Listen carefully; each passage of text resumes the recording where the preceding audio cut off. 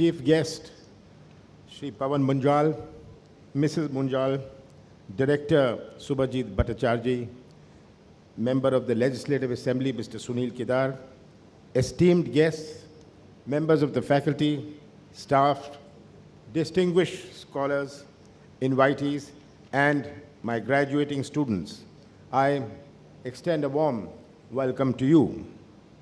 At the onset, I would like to welcome Shri Pavan Munjal, Chairman, Managing Director, and CEO of Hero MotoCorp, the world's largest two-wheeler manufacturer, and also my friend.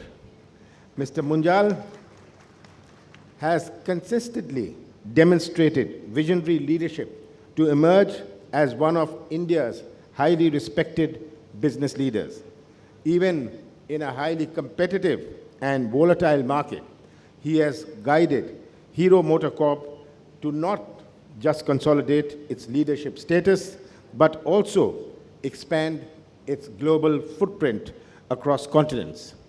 Under his leadership, Hero MotoCorp achieved the coveted title of the world's #1 two-wheeler company.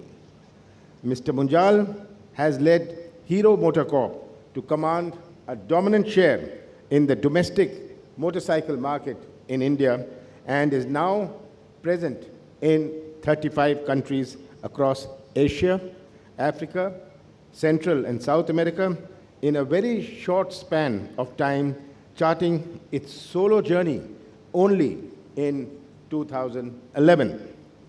I thank my friend, Mr. Pavan Munjal, for accepting my invitation to join us here today, and I have great pleasure in welcoming him.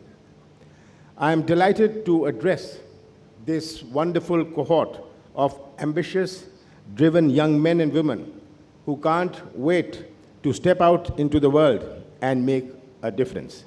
Today, I hope to share with you a few words that will help you to script the storyline of your professional lives better. The future is uncertain and yet to be written, and which is why it is so exciting to think of the unthinkable. However, as a wise man once said, that the way to create a better future is to first study the past carefully. Which is why my first advice to you today is don't let the learning stop as you step outside the gate of this prestigious institution. Let this only be a start to a life of learning, knowledge, and skill building. Respect knowledge from whatever source it comes. The web, apps, crowdsourcing has made information access more democratic than ever. I ask you to tap these resources and be on top of everything that's happening around you. Businesses are very bad at using history as a reference when things are changing around them. And before anyone notices, they end up getting disrupted. Didn't the taxi industry see Uber coming? Or wasn't Airbnb noticed by the hotel industry? Of course they did, but the incumbents were either too dismissive in seeing these newcomers as visible threats or were just too absorbed in their everyday operations. They never responded in a strategic manner. By the time they wanted to, it was too late. These new entrants have fortified their market share and customer base by then. Look at the origin of the internet. It was on the 29th of October, 1969, that the first letter L was transmitted from the University of California to Stanford University, followed by an O. And before they could send a G, the computer crashed. Few would have imagined that these developments would change the world forever. This was the birth of the internet. Many of your parents were already in school and were school-going children, but in half a century since then, internet and the web has changed the world forever. The effects of this change has been felt by businesses, retail, healthcare, transportation, services, everything. And every industry is feeling the impact of this. Industries have been obliterated and new ones have taken their place. If we just look back 5 years or even 3 years, how many of the old jobs exist today? And how many of the new jobs existed 3 to 5 years ago? The old jobs have gone. And new jobs, who one never thought would be jobs, are the ones which are creating the most number of jobs today. Which is why I don't want you to dismiss artificial intelligence, IoT, the Internet of Things, or machine learning as mere buzzwords with no implication of your business. Macro trends are all around you, in technology, in politics, in the global economy.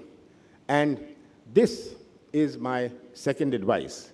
Watch out for the micro effects of these micro trends.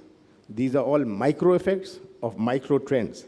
And then pivot accordingly. Look around and observe how the world has changed since you stepped into this institute 2 years ago, both politically and economically. There is a new wave of neo-nationalism that is sweeping across the world with a clear my country first. That's the new theme. Everywhere in the Western world, you're seeing this slogan of my country first attitude. A few are pessimistic about the emergence of this new global economic thinking. Others think that is how it should have always been. While you can have a personal stand for or against these developments, what you must be able to do is think through that how these developments around the world affect your firm's performance and the business architecture on a larger scale. Here in India, the political landscape of 2018 is very different from the one 10 years ago, and maybe very different in 2019. As future business leaders, you will need to work closely with legislative stakeholders and policymakers to work on your business goals, keeping in mind the greater benefit of community. Remember, government, society, and business are co-partners in the progress and prosperity of the nation.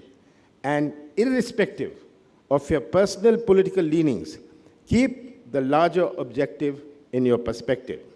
Thus, here comes my third advice: the rise above differences and look for ways to align interests and incentives with stakeholders who may not be on the same page, all within ethical framework. Of course, business school studies have made all of you experts in negotiations. I am sure all of you will be able to rise up to the challenge and find ways to co-create value. Your canvas today is clean and white, and I am confident of your individual potential.